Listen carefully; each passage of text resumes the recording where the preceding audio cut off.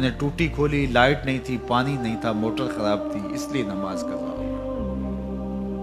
ہمارے تو یہ معاملے ہیں، اور وہاں دشمن مقابلے میں کھڑا ہے، 3 دن کی پیاس ہے، خیموں سے تسبیح و تحلیل کی آوازیں آ رہی ہیں۔ فجر کا وقت ہوا تو علی اکبر اذان دے رہے ہیں، کربلا کے صحرا نے وہ اذان سنی۔ کائنات میں ایسی اذان کسی نے نہیں دی ہوگی جو شہزادہ علی اکبر نے کربلا کے ریگزاروں پہ کھڑے ہو کر دی ہے۔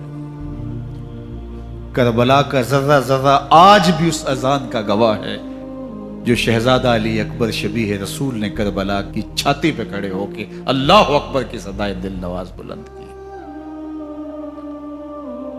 امامت حضرت امام حسین کرواتے ہیں، فجر کی نماز ادا ہوتی ہے ریت کے مسلح پہ۔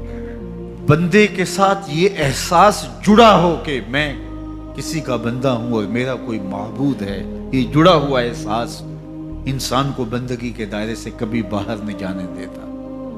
گھوڑے کی زین سے فرش زمین پر جب حضرت امام حسین آ رہے ہیں تو بدن زخموں سے چور تھا، لخت لخت کٹا ہوا تھا، بدن سے خون نچڑ رہا تھا۔ محتاط روایات کے مطابق جب آپ کا پیراہن اتارا گیا 122 سوراخ تیروں کے تھے، 33 زخم تلواروں کے اور 34 گھاؤ نیزوں کے۔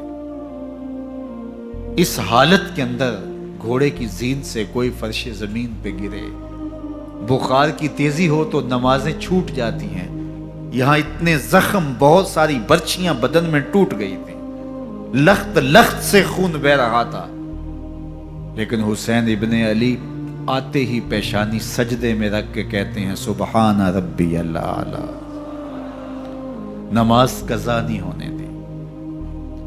دست قاتل نے سر حسین جب کاٹا تو سجدے میں جھکا ہوا تھا۔ خولی بن یزید آگے بڑھا سر انور کاٹنے کے لیے جب سجدے میں جھکا ہوا تھا، لیکن بدن تھر تھر کانپنے لگا۔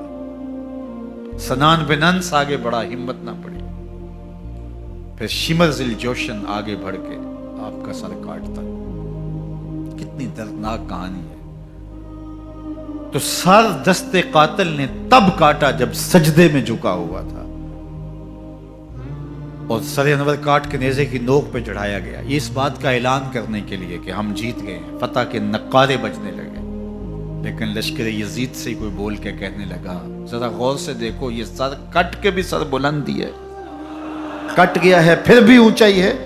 اب نیزے پر سر پرویا گیا اور فضا میں بلند کیا گیا تو کٹی ہوئی گردن کی جانب سے نیزہ ڈال لیا جاتا، لیکن نیزہ ڈالا گیا اس طرح کہ کٹی ہوئی گردن کا رخ آسمان کی طرف اور پیشانی کا رخ زمین کی طرف۔ ایک شاعر نے تخیل باندھا، باں کے سر نیزے پہ اور سوئے زمیں ہے روح، یعنی سجدہ ثانی کی ہے آرزو۔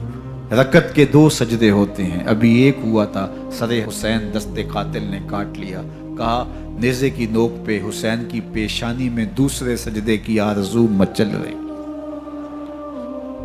نماز قضا نہیں ہونے دی۔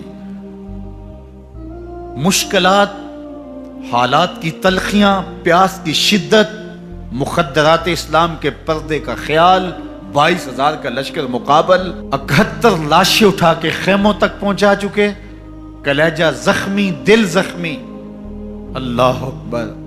لیکن وقت نماز کا آیا، بدن لہو لہو ہے، لیکن حسین نے سجدہ قضا نہیں ہونے دیا۔ حسین ابن علی کے ماننے والوں، تمہارا سجدہ کیسے قضا ہو جاتا ہے؟ اگر حسین ابن علی کا پیار سینے میں موجود ہے تو پھر سجدہ قضا نہیں ہونا چاہیے۔ کربلا سے سیکھا جانے والا ہمارے لیے سب